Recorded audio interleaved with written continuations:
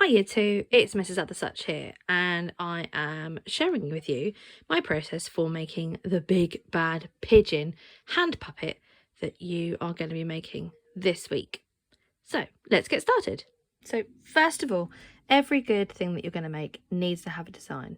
So you will be asked to design your hand puppet, and I've chosen this style. There are different templates that we can use. And with my design, you can see, here's my pigeon, and I have labelled it. So I'm going to use some grey material. I haven't finished labelling it because there's still a few things to do. I've labelled and drawn in the stitches that I'm going to use. So around the edge of my pigeon, I want to join my two pieces of material with a running stitch. I'm going to sew these buttons on and a beak. And I've got some scraps material that I found that I will see if I can attach as well once I have got started. Now for the next part of my process, I have gone through, so here is a template. There are lots of templates that you can use, different styles, but when you're designing, have a look at the templates that you could choose and think about your design from there. So that's my template, and I've also been through the materials bags and had a look and found some material that I think would work well for my pigeon. I've got some felt for some of my little bits. I've got some buttons for eyes, and I have some bits of material that I think that might be useful. So let's see what the next stage is. I want to make sure that I get the first step, because I want to start by cutting out my shape for my hand puppet. So I'm going to move my buttons to the side, moving my bits here, and I'm going to take my template. Now I want to make sure I'm going to be cutting out two of these, because for your hand puppet you need a front and you need a back. And as you can see here, I've got two squares of the same material, and I'm going to make sure that my template covers both. And just check around the edges, absolutely. And I'm going to take a pen, as you can see, or a pencil, but I would suggest pen. I've got a special sewing pencil, but I'd suggest pen to go around the outside of your template. Okay, and hold it still with one hand and then use the pencil to go around it. I'll be back in a sec when I've drawn around it. Okay, now we're back and I have drawn around my template, and if I remove this, you should be able to see that I've got pretty much an outline of my template on here. Now, what I would suggest is that, because it's quite hard to hold pieces of material and two pieces of material at once and cut it out, I would do this on your second piece of material as well, so that you can cut it out twice. Right, we're back everybody, and I have cut out my template for both pieces, both sides of my hand puppet, and I had to use some special scissors for a little bit because I've run out of sharp scissors. Hopefully your scissors are sharp. Now don't forget, keep these little scraps for the moment, because these might be useful for yourself or somebody else. So now I have cut out both pieces of my fabric. I want to make sure that my name is on both insides of my fabric. Okay, so I'm going to take my pencil and write my name. There we go, I've written my name on both sides of this. Now for all of your details that you want to sew on, if I look back at my design, we need to sew all of our details, our buttons on, before we stick both bits together, because otherwise if we accidentally sew through both bits, it won't work as a hand puppet. So I'm going to put one of my sides, I'm going to put this bit out the way, don't lose it, you've got your name on it though, and I'm going to take just one half of your hand puppet, and then you're going to decide on where you want your eyes to go. Do you want them wonky? Do you want them close together? How do you want your eyes to look? And I would suggest that you use a pen or a pencil just to mark where you want your eyes to be. And then I also want to make sure, so I'm going to place it on there so I can see what it looks like. And then I want to make sure that I've got somewhere for my beak to go as well. So that's where I'm going to put my beak, and that's good for the moment. Here we go. I have placed on, cut out all my details. This is what my what I'm aiming for my big bad pigeon to look like. I've actually drawn on some little eyebrows to make him look like a mean pigeon, and I found these other bits and details. So I'm going to thread my needle, and the first thing I'm going to start with is I'm going to start with my eyes. So I'm going to make a little pile like this of all of my materials. Now I know what I think I want it to look like. Take all of these ones, and I'm going to take one of my buttons, move that out the way, because what I want to do is I'm going to start by sewing this button on. Now I've got my needles and my thread. You will probably have some slightly thicker embroidery thread and slightly thicker needles. You've got to make sure that your needle is actually going to go through the whole of your buttons, and this one does. And when we are working out how much thread we need, we only need as long as our arm, okay? Probably need a little bit less. So from your fingertip all the way to your elbow, that is probably how much thread you need for a button. Once you've worked out how much thread you need, you are going to snip it off like so. And then the trick to threading buttons, if I can make my camera stand up, is don't try and thread the thread through the needle. If you hold your thread in your fingers like so, then get the eye of your needle and push.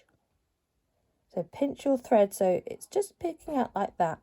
Put the eye of your needle over, push your fingers through, and you should pull the thread up like that, like so.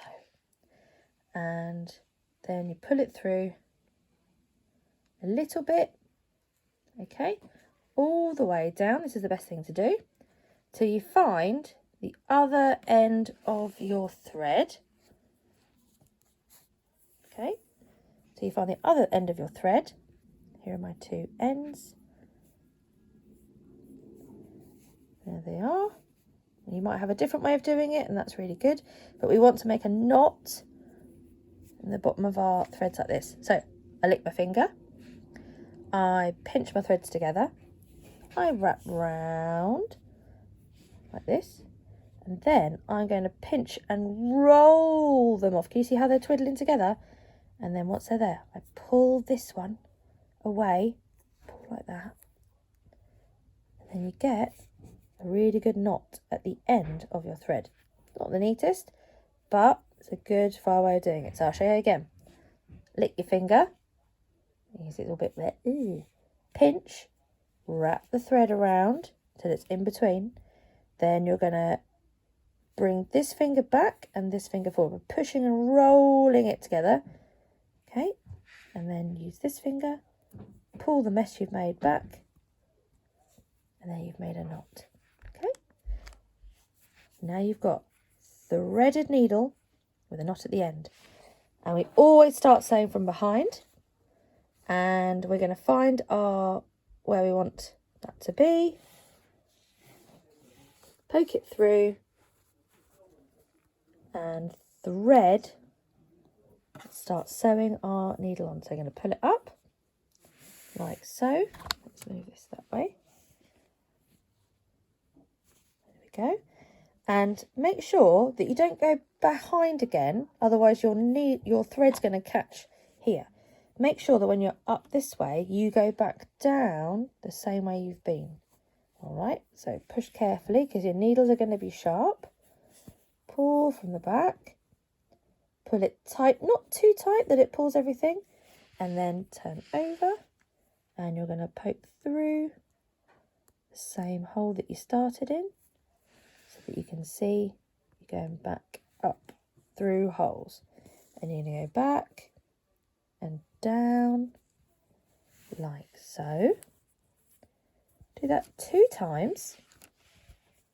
Now you can carry on doing that, or here is the next trick. You're going to push up, but you're not going to go through a hole. Okay, you're going to push just under here so that your needle is between your button and your material. Pull up, Then you are going to twist your thread, around here. This really helps keep your button secure. Can you see how I'm twisting it round? That's it.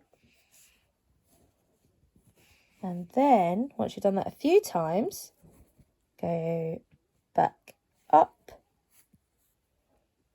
and then down, and you go all the way back to the behind of your button. Now, to tie your button off, the trick to do that is you're going to go underneath one of your old stitches, but not through the material, just underneath one of your old stitches. Pull it through enough so you have a bit of a loop there. And then, as you pull through, you need to go back and around. So you go back through this loop. And when you pull, it keeps it nice and secure. Probably a little bit neater. And then you snip your string off. And your button is really securely on. And that method for sewing your buttons can be used for all types of things. If your button fell off your school dress, or off of your shirt, or off of your trousers, then you could sew a button on. You can practice at home. It's a really good skill to have. So I'll see you back in a minute once I've sewn on my other button and a few more things. Back again. So I've sewn both buttons on. This was a 4-pin button, so when you come up you have to go crisscross, crisscross like you do with cross stitch. Now I'm sewing on my beak, and what I've done is I've made a square. You see it's a square. Turned it so it looks like this, and I have stitched a little bit across the middle, and I want to make it so that it's a bit more pokey outy. And what I'm going to do is I am going to stitch the corners down both sides so that it looks a little bit more like this. It will make sense in a minute. So once you have finished your bit, it's very important to remember to not keep sewing until you have no thread left, because you do need a little bit of thread to be able to tie a knot.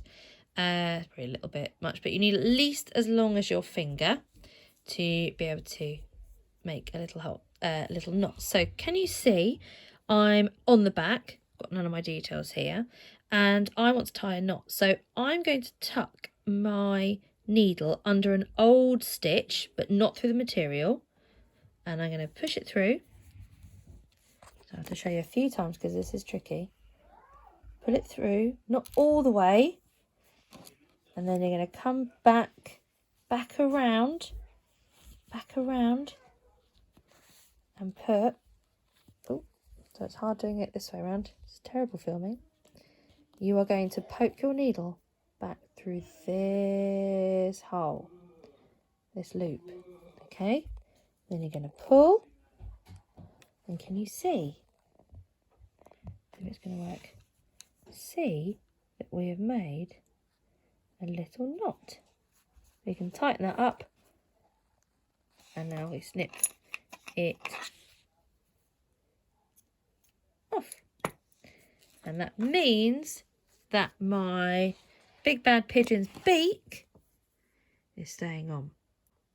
Now I am busy sewing on a bit of a fluffy detail tummy to my big bad pigeon, and I just wanted to highlight something. Now I'm doing running stitch here, going up and down, and what's happened is I've pulled too hard, and you get this effect here. So when you're pulling, you've got to make sure when you're sewing that you don't pull your material too hard, and if it happens, just slowly, carefully pull it back and smooth it out.